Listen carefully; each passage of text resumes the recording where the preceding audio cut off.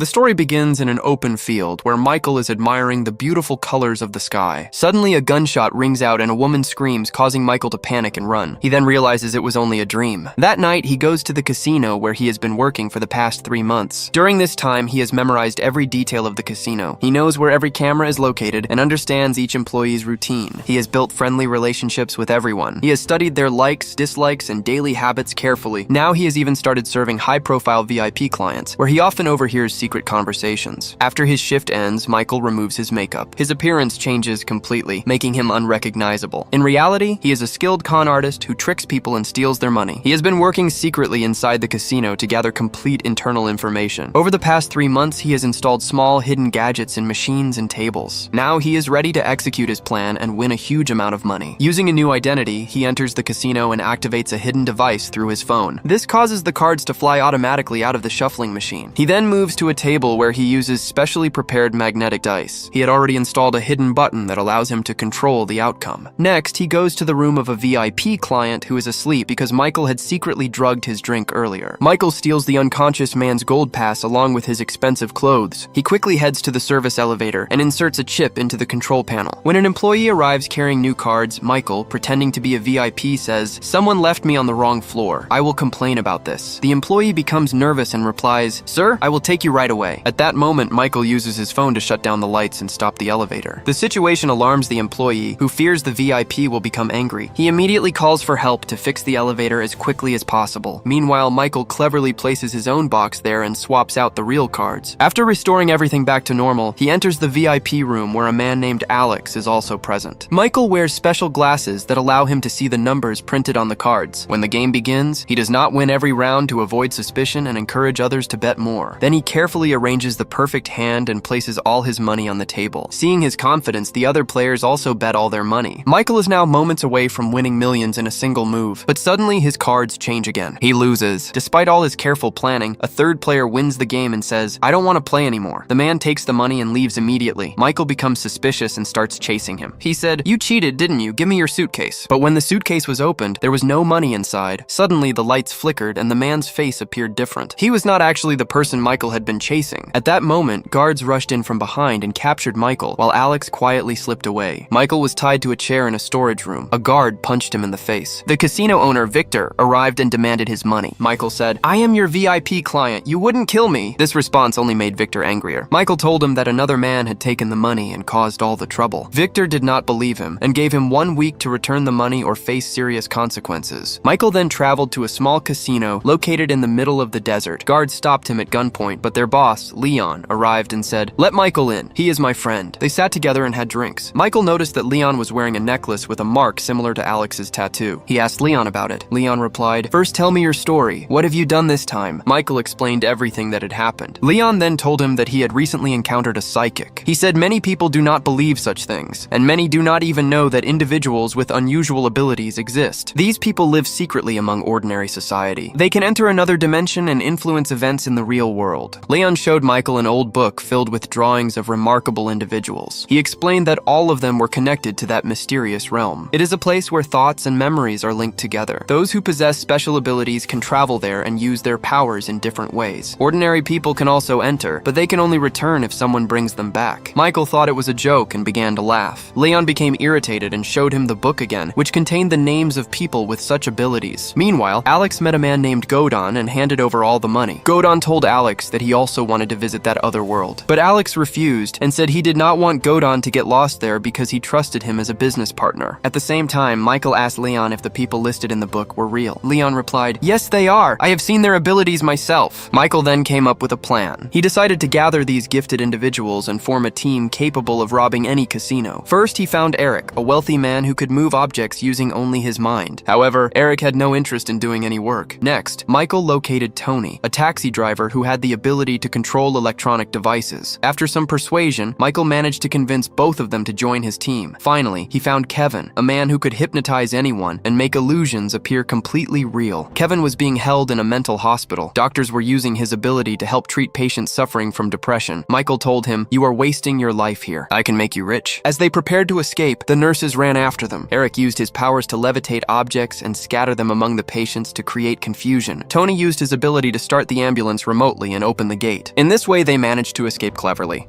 The next day, they began practicing how to use their powers inside a casino environment. Kevin would hypnotize people, while Tony handled the surveillance systems. All of their abilities were connected to the mysterious other world. In that world, Eric would move the dice with his hands, and the dice would move automatically in real life. Kevin controlled a figure made of ice there, and in reality, people would fall under his influence. Around Tony, a storm of lightning appeared in that realm, and any device he hacked in reality connected to a chip within that world. They conducted their first test run at Leon's casino. At first, everything went smoothly, but the situation slowly began to fall apart. Kevin, unable to fully control the situation, accidentally blinded an employee for a few moments. The employee panicked, and a frustrated player pulled out a gun. Seeing the weapon, Tony lost focus and accidentally short-circuited the cameras instead of controlling them. Michael quickly stepped in, stopped the confrontation, and calmed everyone down. He realized they needed a better way to communicate during operations. Only then could they carry out their plan properly. The next day, Michael attended a funeral where several women were asking a woman named Veronica for help. Suddenly, men dressed in black arrived, and Veronica ran away in fear. She dropped her headphones, which Michael picked up. When more men appeared from another street, Veronica hid inside an old building. Michael followed her, returned the headphones, and said, "I'm not one of them." Veronica began to walk away, but Michael continued to follow her. She had the ability to read people's minds. She bluntly told him, "I'm not interested in your plan." Just then, one of the men spotted them. Michael told Veronica to run as fast as possible while he blocked the man's path. Meanwhile, Gordon, following Alex's instructions, began his own training. A mind controller sent him into the other world. Gordon gained the power to control people's minds as well. While in an unconscious state, he forced a painter to create a copy of a famous artwork. He then controlled a museum employee and ordered him to replace the original painting with the fake one. As the real painting was being transported to another museum, Gordon suddenly regained consciousness. He bought the genuine painting from the confused painter for a very small amount of money. The people he had controlled remembered nothing about what had happened. Meanwhile, Michael finally convinced Veronica to join his team and introduced her to the others. He explained that Veronica could read minds and plant thoughts into people's heads without speaking. During casino operations, she would silently transmit Michael's instructions to everyone on the team. To practice, Michael asked Veronica to enter the other world. To him, that world appeared like a strange jungle. Michael imagined Eric ringing the largest bell in the city. Veronica transmitted this thought to Eric, and Eric followed it exactly. Michael then imagined two people running and shouting for help. Veronica passed this idea to Kevin, and Kevin immediately used his powers to make it happen. Next, Michael thought of Tony short-circuiting the lights across the entire area. The lights went out, panic spread, and birds suddenly flew into the sky. Finally, Michael told Veronica to warn everyone that an earthquake was coming. She delivered the message, and the combination of chaos and fear convinced people that the earthquake was real. Everyone began to run away, leaving only Michael's team behind. Michael then took some drinks from a nearby restaurant and explained the full plan. They would disguise themselves and enter the casino separately. Each member would arrive at a different time to avoid suspicion. Only Veronica would accompany Michael, pretending to be his fiancée. For this, they needed elegant clothes and perfect styling. So the entire team went shopping and visited a stylist. 2 days later, they arrived at the casino. Michael started playing while Veronica stood calmly beside him, reading his mind and relaying his thoughts to the others. Tony controlled the cameras during his shift. Eric joined the players at Michael's table and deliberately caused others to lose so Michael could win. After Michael collected a large amount of money, he and Veronica moved to another table where Kevin was influencing the staff. At first, everything went according to plan. However, Eric drank too much and became frustrated from pretending to lose. He suddenly began winning heavily by manipulating a rotating machine in the casino. Instead of communicating through Veronica, he started interacting directly with Michael. Tony also became overexcited and began controlling several machines at once. One jackpot after another was triggered. This unusual streak attracted the guards' attention. The guards detained Eric and Tony. When they were taken to the elevator, the rest of the team was already waiting there. Kevin hypnotized the guards and sent them away, allowing the group to speak privately inside the elevator. Michael scolded them and warned that if they were caught, they would be killed. He told them they did not understand how dangerous their enemies were. The team promised to follow only Michael's instructions from that moment on. They then proceeded to the final table. Michael placed all their money on a single bet. Kevin controlled the dealer, and Eric adjusted the dice as needed. Their plan worked flawlessly, and Michael won $1 million in a single round.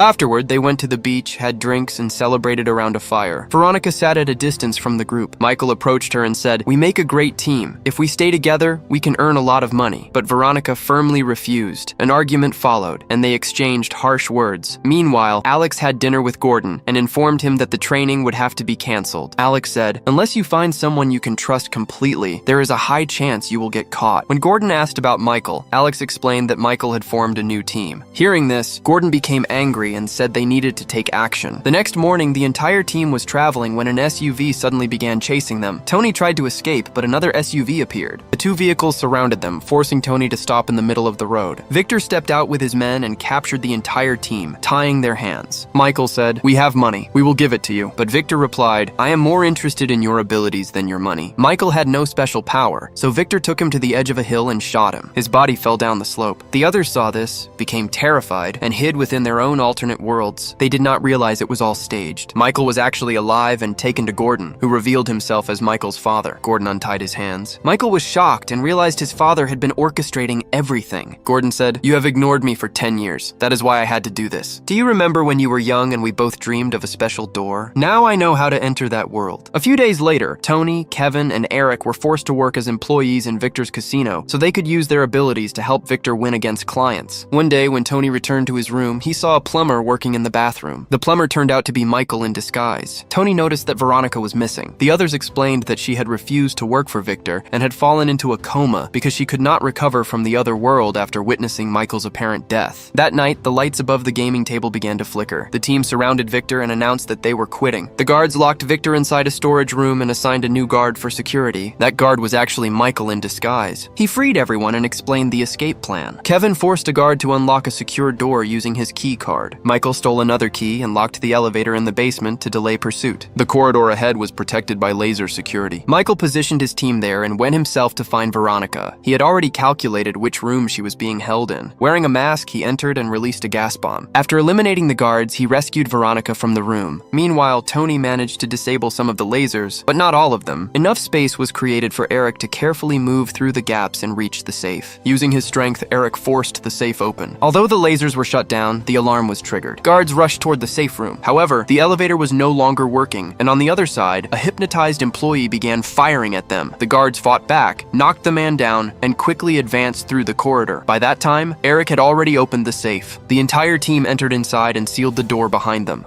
Victor ordered his men to kill them as soon as they came out. Michael then explained that the plan would not be complete until Veronica woke up. Everyone warned him that if he entered that world to bring her back, he might die. He did not have any special powers, but Michael still chose to go. Kevin used his ability to hypnotize Michael and send him into the other world. Michael arrived in a vast white space where fragments of his life floated around him. He began hearing voices from his past. Memories of his mother's death, his illegal activities, and his time in prison overwhelmed him. Soon he heard Veronica's voice calling him a selfish man. A door appeared, and Michael walked through it. He entered a huge field filled with countless doors under a sky glowing with strange colors. A powerful storm seemed ready to strike, so he hid behind one of the doors. The storm was so intense that it nearly killed him. Michael raised his hand, and suddenly the storm stopped. With a single motion, he forced the storm down and cleared the entire field. He then sat down and focused on Veronica's memories. The ground began to crack, and the field transformed into a city. Michael climbed a staircase and saw Veronica standing there, watching the colors in the sky.